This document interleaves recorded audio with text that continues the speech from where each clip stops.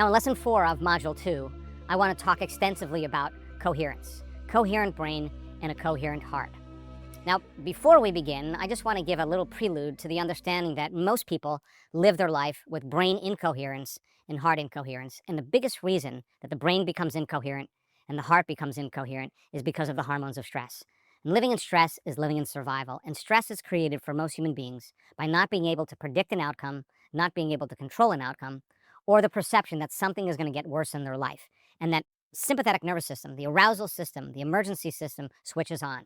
And since every person, every object, everything, every place that's known to you in your life is mapped in your brain in terms of a neurological network, when we can't control, we can't predict, or we have the perception that something's going to get worse, we begin to, because of the arousal of those hormones, shift our attention from one person, to another problem, to another thing, to another place, and to another time. Like a lightning storm in the clouds, the brain begins to fire and compartmentalize. And the modulation and the compartmentalization of activating these different circuits causes different compartments of the brain to begin to disintegrate or fire out of order. When the brain is incoherent, we're incoherent. When the brain isn't working right, we're not working right. And by the same means, when the sympathetic nervous system switches on and the heart starts to race and we're not running and we're not fighting and we're not fleeing, and the heart is pumping against the closed system, the heart begins to function incoherently. Now, incoherent waves, when they interfere with each other, cancel each other out. And that means that energy drops in the brain and energy drops in the heart. So let's talk about coherence. Coherent waves are waves that are in rhythm. They're synchronized. They're in a cadence. There's a certain amount of order. We can see that the peaks and the valleys of every one of these waves are lined up with the other one. Those waves functioning in that kind of order creates an enormous amount of energy. Waves build on waves when they're coherent.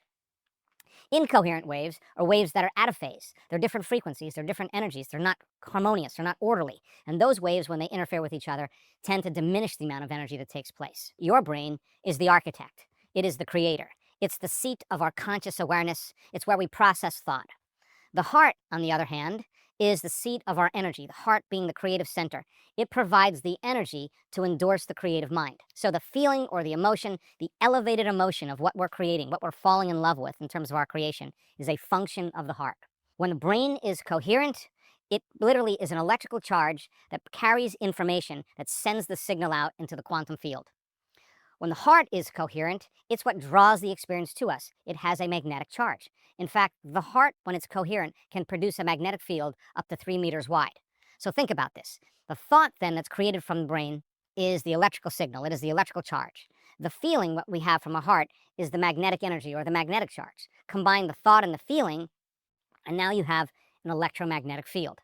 Get an elevated emotion into the heart, fall in love with what you're creating, and all of a sudden you begin to broadcast information into the field, just like a Wi-Fi signal.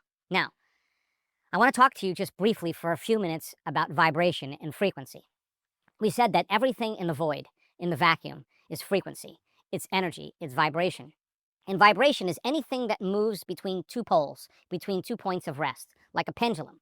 So a pendulum starts here, and as it moves down, it's at a point of absolute rest, a point of no time. It stops and pauses. And then as it moves down, it moves to the point of absolute speed. And then as it moves back uphill, it pauses again to another pole, to a point of rest in no time. And as it moves back like this whole movement from here and back is called a cycle. And the way that we measure vibration or frequency is in terms of what's called a sine wave or a wave. This is a representation of an oscillation or a vibration. And at this point where it's at the top, where it pauses like that, that's the point of no time or the point of absolute rest. As it moves to this point where it's moving the fastest, it's rolling downhill right in the middle here. That's the point of absolute speed. And the number of cycles that take place in a second is called frequency. So the faster the frequency, the greater number of cycles per second, or the shorter the wavelength. But all of this is to measure frequency. Frequency doesn't look like this. If we were to take sand and put it on a plate and vibrate that plate at a certain frequency, say 1033 hertz, it would produce a very specific pattern. If we change the frequency, it produces a different pattern, and that pattern represents that frequency. If we change this frequency to a faster frequency, it produces a different pattern, and so on. And we change the frequency to a faster frequency, it produces a more complex pattern. The pattern is a symbol that represents that particular frequency, a signature in a sense. Change the frequency again, produce a different pattern, and that pattern is indicative of this frequency. So every frequency has a different pattern. Now, let's start with heart coherence. This is an example of a person who's sustaining heart coherence. Right about here, you can see that there's a kind of coherent pattern in each one of these individual blocks. Each one of those blocks represents 5 minutes. So for about 50 to 55 minutes, this person is sustaining heart coherence. Now remember, we're measuring the coherence here. It's not what it looks like. This is what it looks like when we measure it. Once again, the person goes back into heart coherence during a meditation, and that represents about 45 minutes of heart coherence. Here's a different person now, sustaining heart coherence for 45 minutes again. And then down at the bottom here, for about an hour, the person has beautiful symmetry, beautiful coherence that's taking place in their heart. But remember, that's not what it looks like. That's the frequency that we're measuring when the heart is coherent.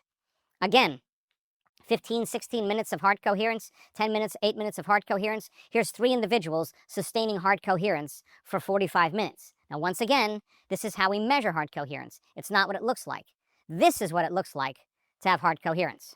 Just pay attention to when you see the heart get coherent. It produces beautiful, complex patterns of order, and that complex pattern of order represents your heart when it's coherent and producing very specific frequencies. In other words, when the pattern becomes whole, the person is in heart coherence, and that frequency then is information that the heart is actually creating. The heart being the magnetic charge in the quantum field, it is the love, it is the glue that creates that pattern or that frequency in the quantum field that begins to draw the experience to you. Coherent heart draws the experience to us. Now, let's talk about brain coherence. As I said earlier, when the person is living by the hormones of stress and they're trying to control and predict everything in their life, the arousal of the stress hormones drives the person's brainwaves into what's called high beta brainwaves. And in high beta brainwaves, our attention primarily is on our body because of the arousal. When we're in survival, we got to pay attention to our body.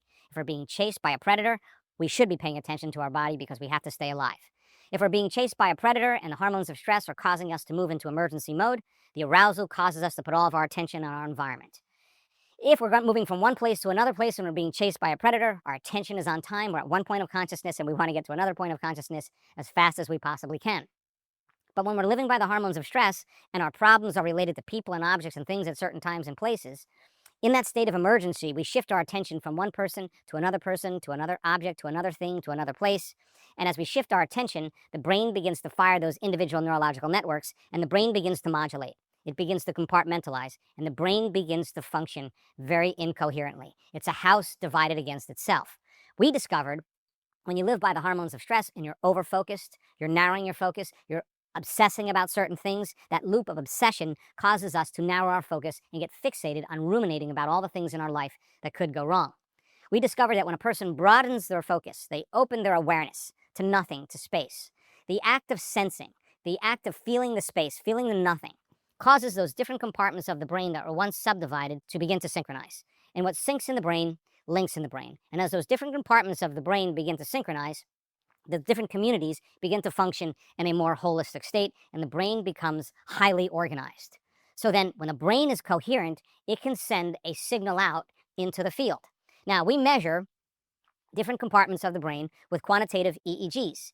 Each one of these little sensors is picking up a part of the brain, and it tells us if the brain is functioning coherently. Each one of these little dots on the brain represents a certain area, and if the brain is firing out of rhythm, if it's firing out of order, if it's oscillating incoherently, the peaks and the valleys don't line up with each other, and the brain is out of phase. It's out of order. When the brain is coherent, each different region of the brain is dancing to the same rhythm. There's a symphony taking place in the brain, and when that happens, there's coherence in the brain. Coherence means order. It means that the whole entire brain is working together. So this is a normal brain scan. We're looking at about 19 different areas of the brain. This is beta brainwave activity. Take a look at this person that becomes very coherent. All of these peaks and valleys begin to line up, and the person moves into that alpha state of imagination. This is where the brain gets highly creative. But remember again, this is how we're measuring coherence in the brain. That's not what the frequency actually looks like. This is more of what it looks like. If you look at these different waves, these are waves upon waves upon waves upon waves upon waves. It's exactly what the speaker looks like that you saw earlier. And the way it's measured is by this beautiful pattern of symmetry, of order taking place in the brain. That is a pattern of order. How much order? A very high amount of order in the brain. So now, Since the brain produces the electrical charge in the quantum field, it's the seat of our conscious awareness. When we become conscious of another possibility, conscious of your abundant life in the void or the vacuum, the moment you become conscious of that reality and you see the symbol, it begins to produce a frequency, changes the energy. Every thought has a frequency. If the brain is coherent, it can send a very clear signal out into the field. If the brain is incoherent, it produces very little effects. Let's put it all together. You have the thought of your abundant life. Since there's unlimited possibilities in the quantum field, the possibility of your abundant life already exists. If you're very clear on what that is, you've studied it, you know exactly what you want in your abundant life, and you assign a symbol to it, and since you are the source in that void or the vacuum, you are pure consciousness. The moment you become conscious of that possibility, pure consciousness begins to produce a very specific pattern in the field. And that pattern from the brain is carrying information, and you're sending information out into the field, and it's literally creating patterns in that quantum field in terms of information beyond space and time. If you're doing it in that unifying field and you combine that clear intention with an elevated emotion and you feel the pure love, falling in love with your reality before it happens, the pure love of that creation produces a pattern in the heart. And it's the pattern in the heart that literally draws the experience to us, sending the signal out with the brain, drawing the experience to us with the magnetic field of the heart. Coherent brain, coherent heart. You have a Wi-Fi signal, and since you're creating from the field, and the void is connected to everybody, everyone, everything, everywhere, in every time, change the information in the field. If you're creating from the field instead of from matter, you can begin to shorten the distance between the thought of what you want and the experience of having it. So let me give an example of someone who actually synchronized their energy to create a synchronicity or an experience in their life. I was doing an event in London years ago, and I had one of my friends come to that event. And he had moved from the United States, and he had a new job, and he was working about 60 hours a week. I hadn't seen him for a long time. And in the event, we practiced creating from the field instead of from matter to begin to close the gap between the thought of what you want and the experience of having it. So in the meditation, he decided that he had been working too much and that he wanted to go on a vacation. So his dream, his goal, his vision was to go on a vacation. And I asked everybody to get very clear on what that manifestation would look like. And he wanted 4 things. He didn't want to spend a lot of money. He wanted to go with really cool people. He wanted to go to a warm place because he was living in London. And he wanted to go for 10 days, 7 to 10 days, he said. But 10 days was his goal. And so he created a symbol. That symbol represented that experience that he wanted, his vision. And we practiced the meditation. He had to combine that clear intention with an elevated emotion. And so I told the group to become nobody, no one, no thing, nowhere, no time, to enter the realm of pure consciousness where all possibilities exist. As he was lingering there without a name, without a face, without a body, without a past, lingering as pure consciousness, in that realm of infinite possibilities, he brought up his symbol, and that symbol represented his vacation. Then I asked the group to feel the elevated emotions of what it would feel like if he was actually in the experience. Remember, in the quantum, you have to feel it in order to experience it. So then he brought up the love for life, the joy for existence, the freedom of expression. He created all these elevated emotions, sending the signal out with his brain and drawing the experience to him with the love in his heart, creating that electromagnetic field, synchronizing his energy if he did it properly. All of a sudden, he wouldn't have to go anywhere to have the experience or do anything to create it. If he was creating from the 5th dimension, it would start to come to him. We finished the event, and I was going to dinner with him, and we were walking literally from the venue to a restaurant in London. And as we were walking and talking, he got a phone call right in front of me. And the phone call was from one of his friends. He had won a trip to Malaga, Spain. And the trip allowed him to bring 3 other people on the trip. And he was inviting my friend. It happened in no time. He shortened the distance between the thought of what he wanted and the experience of having it.